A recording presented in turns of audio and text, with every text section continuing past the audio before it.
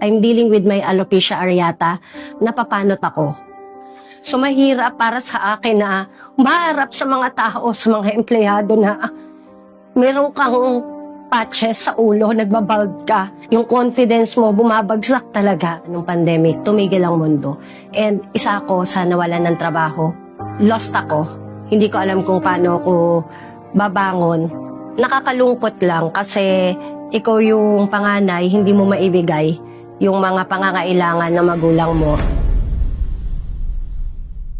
I'm Jocelyn Namisola, 40 years of age and a former HR officer for 16 years. Before ng HR officer ako, tulad ng mga regular employees, papasok, gigising ng maaga, papasok sa trabaho, paulit-ulit yung cycle. Syempre, may mga bills na binabayaran tayo. Yung daily needs natin patuloy na tumataas. Kulang na kulang pa rin talaga. Dito ko nakita rin na hindi pala sapat na magkaroon ka lang ng isang main source of income. Sa HR officer, monthly na sahod ko, 35,000. Survival mode lang yon, hindi talaga siya nakaka-enough, lalo na kung may pamilya ka na binubuhay. That pandemic happened 5 years ago. Dito ako nagkaroon ng realization na yung job security hindi pala forever. Dito ko kinailangan na magkaroon or maghanap ng extra income. Kasi alam naman natin, di ba, nung pandemic, tumigil ang mundo.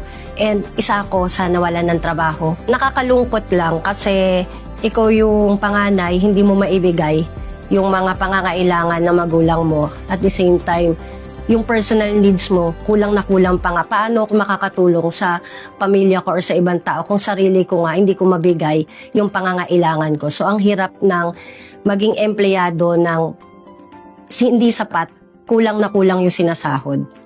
Yung health ko ang nag-sacrifice talaga sa lahat. I'm dealing with alopecia areata. It's an autoimmune disorder na walang lunas. So, mahirap kasi humaharap ako sa mga aplikante, humaharap ako sa tao. Pero yung confidence ko patuloy na bumabagsak dahil syempre, alopecia areata, yan, napapanot ako. So, mahirap i-explain kasi as a woman, di ba, ang crowning glory nating mga babae, yung buhok. So mahirap para sa akin na maharap sa mga tao, sa mga empleyado na meron kang patches sa ulo, nagbabald ka. Yung confidence mo, bumabagsak talaga. There was a time na hindi ako nakakapasok ng trabaho. So, kada absent mo, mababawasan din yung sinasahod mo. Meron ka ng personal na pinagdadaanan sa kalusugan mo, nababawasan pa pati yung sinasahod mo. During pandemic, nawalan ako ng trabaho. At the same time, nagbabrowse ako. Nakita ko yung regarding sa JC. Yung nakita ko yung JC, hindi lang siya wealth opportunity nakita ko dito. Even health opportunity, lalo-lalo na ay struggling sa health condition ko. Sinubukan ko. Ang main reason ko is extra income. Sumubok ako. Naglakas loob ako kahit na alam kong hindi ko kaya. Kasi wala akong pambayad eh. Wala naman akong panimula. Saan ako kukuha ng panimula? Pero yung reason ko kung bakit sinubukan ko si JC, nakita ko kasi yung life-changing opportunity na wala sa pagiging empleyado. Kaya nilagay ko talaga yung last pay ko na nakuha dito kay JC. Actually, kulang nga yun. Ginawa ko, binuksan ko yung alkansya kasi mahilig ako maglagay ng mga coins sa alkansya. Yung mga natitirang mga pag nagko-commute ka. So, binuksan ko yun. Iyon yung ginamit ko pandagdag na puhunan dito kay JC. Umpisa mahirap kasi wala naman talagang nagsisimula na madali lahat ang proseso. So, during the period of time, walang naniniwala sa akin.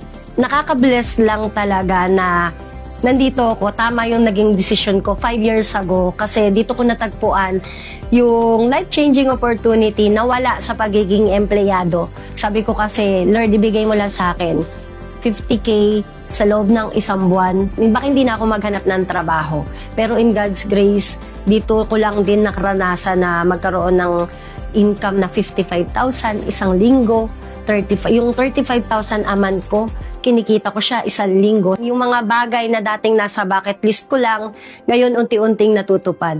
Andiyan na hindi ko inakala na makakarating ako ng Balisin Island. Andiyan din na yung out of town lang na pinapangarap ko na nasa bucket list. Ngayon, nakakarating na tayo ng ibang bansa, nakakarating na tayo ng Singapore, ng Dubai, ng UAE, pabalik-balik tayo. And dito lang yan kay JC. At yung pinaka-masarap lang sa pakiramdam, yung health growth ko. Kasi iyan yung pinaka-importante sa akin. Yung dinidil ko sa kalusugan ko. Tapos na siya. And finally, ayan na, nakikita na natin na may resulta talaga. Lalo na kung naniniwala ka talaga sa products mo. Yung compare noon na dating naka-survival mode ako, ngayon, ang sarap sa pakiramdam na may time freedom ka. Yung may passive income ka. Weekly, kumikita ka dito.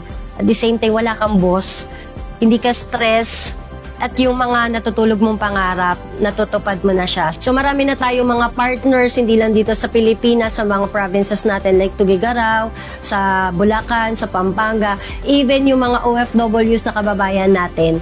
Nasa Dubai, nasa Singapore, nasa Qatar, even Saudi Arabia, natutulungan natin sila at nagaguide natin sila dito. Yun yung pinaka best part for me na achievement kasi yung nasa-share sa akin before na life-changing opportunity. Ngayon, ako naman yung nakakapag-share sa kanila ng life-changing opportunity. And alam ko kung ano yung nagawa ko ngayon, sila rin, ganito rin yung magiging resulta nila dahil sa tulong yan ng guidance at ng mentorship ng mga owners and ng mga nagme-mentor sa atin dito sa company. Sa lahat ng mga nangangarap din na mabago ang buhay nila, lalong-lalo ng mga empleyado na katulad ko, matagal na naging empleyado. You'll never know unless you try. 5 years ago na pinagdesisyonan ko, ito yung resulta ko ngayon. I'm Jocelyn Amisola and this is my JC story.